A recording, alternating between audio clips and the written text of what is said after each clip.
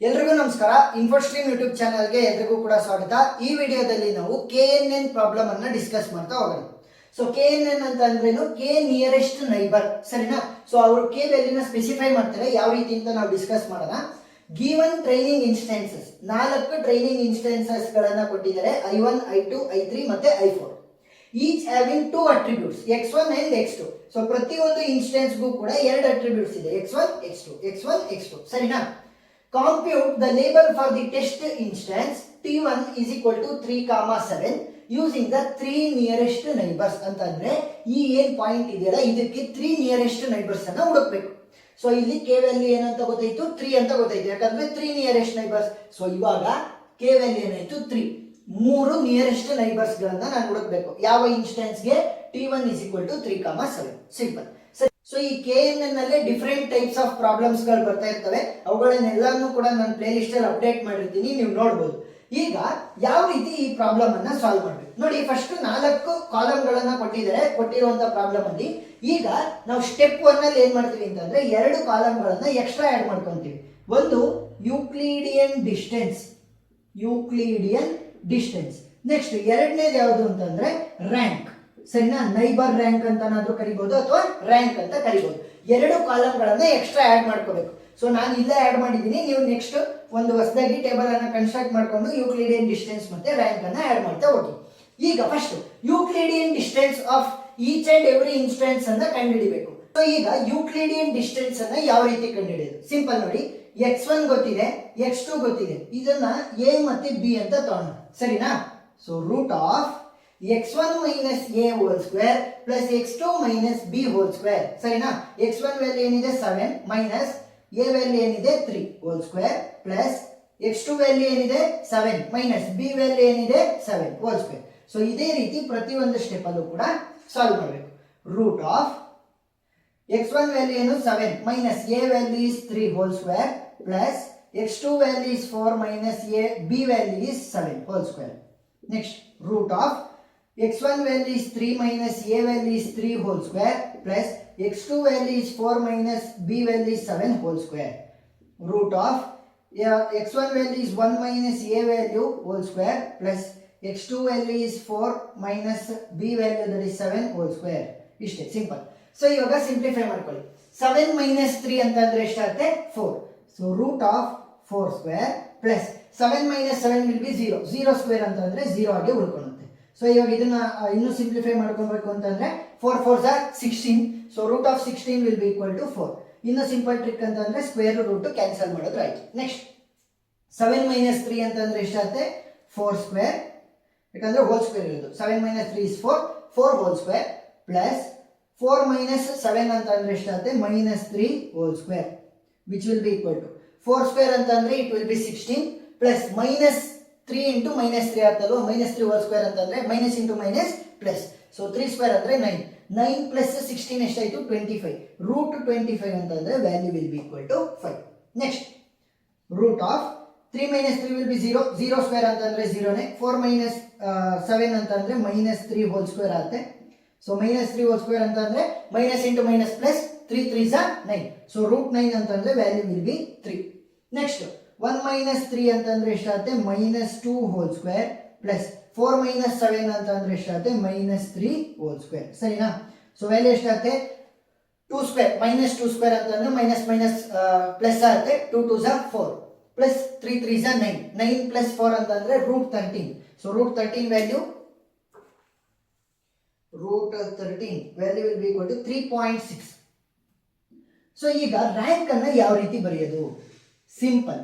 ಈ ವ್ಯಾಲ್ಯೂಗಳು ನನಗೆ ಬಂದಿದೆಯಲ್ಲ 4, 5, 3 ಮತ್ತೆ 3.6, ಇವುಗಳನ್ನ ನಾನು ಇನ್ಕ್ರೀಸಿಂಗ್ ಆರ್ಡರ್ ಪ್ರಕಾರ ಬರೀತಾ ಹೋಗ್ಬೇಕು. ಫಸ್ಟ್ ಚಿಕ್ಕದಿರುವಂತ ವ್ಯಾಲ್ಯೂ ಯಾವುದು?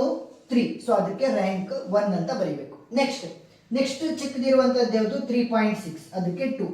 ನೆಕ್ಸ್ಟ್ ಯಾವುದು? 4, ಅದಕ್ಕೆ 3. ನೆಕ್ಸ್ಟ್ ಯಾವುದು? 5, ಅದಕ್ಕೆ 4.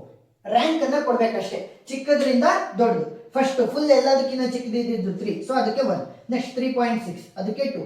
ನೆಕ್ಸ್ಟ್ 4 ಅದಕ್ಕೆ 3. ನೆಕ್ಸ್ಟ್ 5 ಅದಕ್ಕೆ 4. ಸೊ ರ್ಯಾಂಕ್ ಅನ್ನ ಕೊಟ್ಟಿದ್ದೀವಿ. ಈಗ ಮೊದಲನೇ ಸ್ಟೆಪ್ ಮುಗಿತು.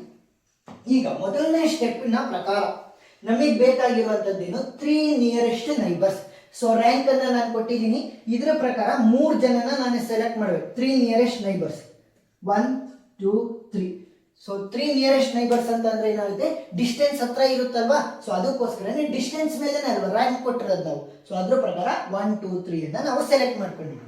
ಈಗ ನಾವೇನ್ ಮಾಡ್ಬೇಕು ಅಂತಂದ್ರೆ ಆ 1 2 3 ಸೆಲೆಕ್ಟ್ ಆಗಿದಾರಲ್ವಾ, ಸೊ 1 2 3 ಸೆಲೆಕ್ಟ್ ಆಗಿರೋದು ಅಂತಂದ್ರೆ ಯಾವ್ದು, ಇನ್ಸ್ಟೆನ್ಸ್ 1 ಸೆಲೆಕ್ಟ್ ಆಗಿದೆ, ಇನ್ಸ್ಟೆನ್ಸ್ 3 ಸೆಲೆಕ್ಟ್ ಆಗಿದೆ, ಇನ್ಸ್ಟೆನ್ಸ್ 4 ಸೆಲೆಕ್ಟ್ ಆಗಿದೆ. So T1 will be equal to 3, 7. ಇದರ ಓವರ್ ಆಲ್ ಔಟ್ಪುಟ್ ಅನ್ನ ಬರಬೇಕು. ಸೊ ಓವರ್ ಆಲ್ ಔಟ್ಪುಟ್ ಅಂದ್ರೆ I1 ಇನ ಔಟ್ಪುಟ್ ಏನಿದೆ 0 ಇದೆ. ನೆಕ್ಸ್ಟ್ I3 ಔಟ್ಪುಟ್ ಏನಿದೆ 1 ಇದೆ. ನೆಕ್ಸ್ಟ್ I4 ಔಟ್ಪುಟ್ ಏನಿದೆ 1. ಸೊ 0 1 1 ಇದರಲ್ಲಿ ಮೆಜಾರಿಟಿ ಯಾವ್ದಿರೋದು, 0 ಇದೆಯಾ 1 ಇದೆಯಾ, 1 ಇಸ್ ದ ಮೆಜಾರಿಟಿ. ಯಾಕಂದ್ರೆ 2 ಸಲ 1 ಇದೆ, ಕೇವಲ 1 ಸಲ 0 ಇದೆ. ಸೊ ಇವಾಗ ಏನ್ ಮಾಡ್ಬೇಕು, 1 ಅಂತ ಬರೀಬೇಕು.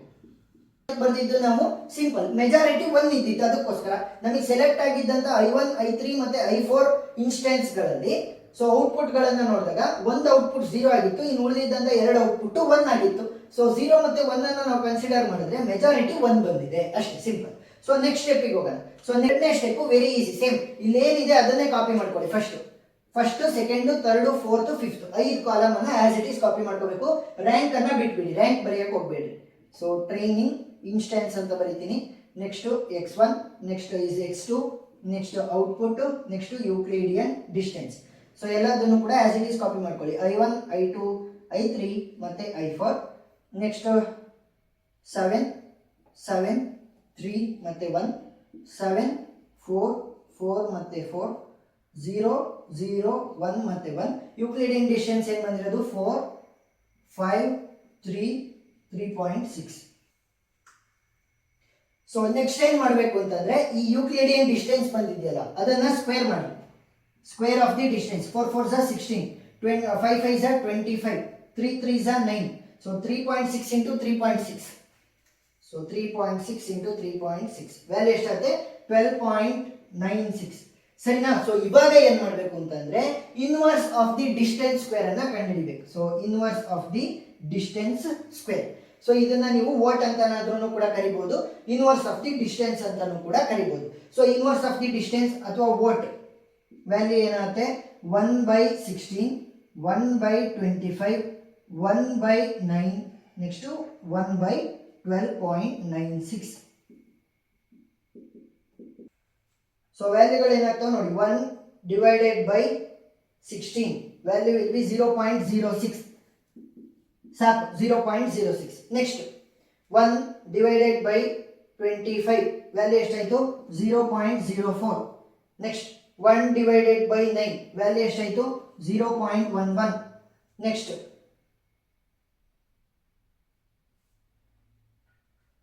1 divided by 12.96 0.77. ಸೊ ಈಗ ಏನ್ ಮಾಡಬೇಕು ಅಂತಂದ್ರೆ ಮತ್ತೆ ರ್ಯಾಂಕ್ ಅನ್ನ ಬರಿಬೇಕು. ಸೊ ಯಾವ ರೀತಿ ನೆನಪಿರ್ಲಿ, ರ್ಯಾಂಕ್ ಅನ್ನ ಬರಿಬೇಕಾದ್ರೆ ಡಿಸ್ಟೆನ್ಸ್ ಸ್ಕ್ವೇರ್ ಅನ್ನೇ ನೋಡ್ರಿ. ಯಾಕಂತಂದ್ರೆ ಇಲ್ಲಿ 1/ಡಿಸ್ಟೆನ್ಸ್ ಸ್ಕ್ವೇರ್ ಮಾಡಿದಾಗ ವ್ಯಾಲ್ಯೂಸ್ ಒಂದ್ ಸ್ವಲ್ಪ ಹೆಚ್ಚು ಕಮ್ಮಿ ಆಗಿರ್ತವೆ. ಸೊ ಅದಕ್ಕೋಸ್ಕರ ರ್ಯಾಂಕ್ ವ್ಯಾಲ್ಯೂ ಡಿಫ್ರೆಂಟ್ ಆಗುತ್ತೆ. ಸೊ ಆ ರೀತಿ ನೋಡಬಾರ್ದು, ಏನು ಡಿಸ್ಟೆನ್ಸ್ ಸ್ಕ್ವೇರ್ ಅನ್ನೇ ನೋಡ್ಬಿಟ್ಟು ಬರೀರಿ ಸಾಕು. ಸೊ ಡಿಸ್ಟೆನ್ಸ್ ಸ್ಕ್ವೇರ್ ಪ್ರಕಾರ ಸ್ಮಾಲೆಸ್ಟ್ ವ್ಯಾಲ್ಯೂ ಇಸ್ 9, ಸೊ 1 ಬರುತ್ತೆ. ನೆಕ್ಸ್ಟ್ ಸ್ಮಾಲೆಸ್ಟ್ ಯಾವುದು 12.96, ಸೊ ಅದಕ್ಕೆ 2. Next 16 that is 3. Next 25 that is 4. So ಇವಾಗ ಪ್ರಾಬ್ಲಮ್ ಸಾಲ್ವ್ ಆಯಿತು. ಸೊ ಇದರಲ್ಲೂ ಕೂಡ ರ್ಯಾಂಕ್ ಪ್ರಕಾರ 1 2 3 ಮಾತ್ರ ಸೆಲೆಕ್ಟ್ ಆಗಬೇಕು. So instance 1, instance 3, instance 4. So ಇವುಗಳ ಔಟ್ಪುಟ್ ಏನಿದೆ 0 1 1 ಇದೆ. ಸೊ ಇದ್ರ ಪ್ರಕಾರ ಮೆಜಾರಿಟಿ ಯಾವುದಿದೆ 1. ಸೊ ಇವಾಗ ಲಾಸ್ಟ್ ಅಲ್ಲಿ ನೀವು ಬರೀಬಹುದು ಏನಂತ, T1 will be equal to 3, 7 which gives to 1.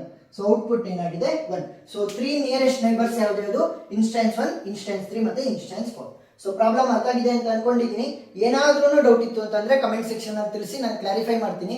Video ಇಷ್ಟ ಆಗಿದ್ರೆ ಸಬ್ಸ್ಕ್ರೈಬ್ ಆಗೋದನ್ನ ಮರಿಬೇಡಿ. ಇನ್ನು ಉಳಿದಿರುವಂತಹ ಎಲ್ಲಾ ಟಾಪಿಕ್ ಗಳ ವಿಡಿಯೋ ಪ್ಲೇ ಲಿಸ್ಟ್ ಅಲ್ಲಿ ಇರುತ್ತೆ. ಆ ಪ್ಲೇ ಲಿಸ್ಟ್ ಲಿಂಕ್ ಡಿಸ್ಕ್ರಿಪ್ಷನ್ ಅಲ್ಲಿ ಕೊಟ್ಟಿರ್ತೀನಿ, ನೀವು ನೋಡಬಹುದು. Thank you.